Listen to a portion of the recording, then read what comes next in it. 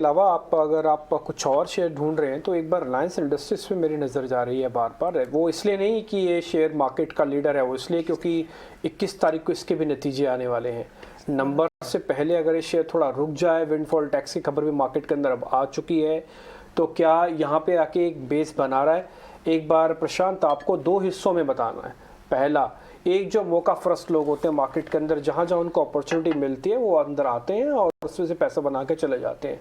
एक इन्वेस्टर होता है जो आता है भाव से और बाद में अच्छे प्रॉफिट्स बनाता है। क्या दोनों के लिए भाव ठीक है या फिर सिर्फ अपॉर्चुनिटी वालों के लिए भाव ठीक है? इस समय 2352 का शेयर निम्बी जी 2352 ये चल रहा है और मेरी इसमें राय है कि ये वीक हो चुका है स्टॉक। बट जिनके पास हो वो 2335 का स्टॉप लॉस स्ट्रिक्टली बनाए रखे। 2335 ये आपका बहुत स्ट्रिक्ट स्टॉप लॉस होना चाहिए। अगर ये लेवल ब्रेक हो जाता है तो ये स्ट्रेट नोज डाइव करके करीबन 2250 के लेवल भी दिखा सकता है, इसीलिए ये लेवल बहुत अहम है। तो आप स्टॉप लॉस बनाए रखो। अगर आप देखो करंट प्राइस से तो 2335 कोई ज्यादा दूर नहीं है, यानी 15 पॉइंट की ही रिस्क है। ये 1% से भी कम रिस्क है, तो इस रिस्क के हिसाब से आप बाय भी कर सकते हो। अगर ये स्टॉक क्लोज हो जाए 2335 के नीचे तो आपको पोजीशन से एग्जिट होना होगा। तो क्योंकि ये रिस्क छोटी है आप बिल्कुल बाय कर सकते हो, बट क्वांटिटी आपको उसी हिसाब से प्लान करनी होगी कि 2335 के नीचे ये क्लोज हो जाए तो आपको एग्जिट करना होगा। राइट, ठीक है। कैनफिन होम्स पे तेजी अब और बढ़ती हुई 2% के ज़्यादा की तेज़ी आपको इस वक्त दिखाई दे रही है। तो बैंक्स ने तो आज जाहिर तौर पर एक रिकवरी दिखाई मॉर्निंग में, हालांकि थोड़े से गेन जरूर रोड हुए हैं, लेकिन सारे लार्ज कैप बैंक्स पर नजर तो रखनी चाहिए।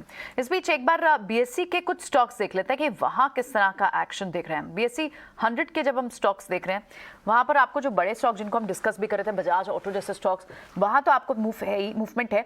फार्मा स्पेस में आपको औरोबिंदो फार्मा जैसे स्टॉक्स, डॉक्टर रेड्डी जैसे, टोरेंट फार्मा, तो फार्मा के भी कुछ स्टॉक्स हैं जो अभी इस वक्त तेजी दिखा रहे हैं। नंबर्स का एक ट्रिगर होगा या फिर पीछे ओवरसोल्ड हुए हैं, इस वजह से एक बार समझते हैं कि फार्मा पे क्या कोई ट्रेड बनता है। उसके अलावा जो दूसरे बीएससी के कुछ और स्टॉक्स हैं उनमें आपके इन्फोसिस जैसे काउंटर हैं और हीरो मोटर कॉर्प, क्योंकि टू व्हीलर स्पेस की आप बात हो रही है, वहां पर अच्छे नंबर्स के बाद अब आपको रब ऑफ इफेक्ट दिख रहा है इसी स्पेस के दूसरे काउंटर्स पर। औरोबिंदो फार्मा हो, डॉक्टर रेड्डीज, इनमें से कोई स्टॉक आपके रडार पर आ रहा है, बाइंग रडार पर कुछ? जी नहीं, एक दूसरा स्टॉक है जो शायद आपने पासिंग रेफरेंस अभी दिया था, विच इज टोरेंट फार्मा।